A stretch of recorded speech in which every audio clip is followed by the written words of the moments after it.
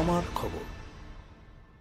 আমি নেক্সট উইকে assembly call করব বিধানসভা স্পিকারকে বলে, এবং আমরা ওয়েস্ট বেঙ্গল অ্যাসেম্বলি থেকে আগামী 10 দিনের মধ্যে ফাঁসির ধর্ষকের ফাঁসি চাই এই বিল আমরা পাশ করে রাজ্যপালের কাছে পাঠাবো।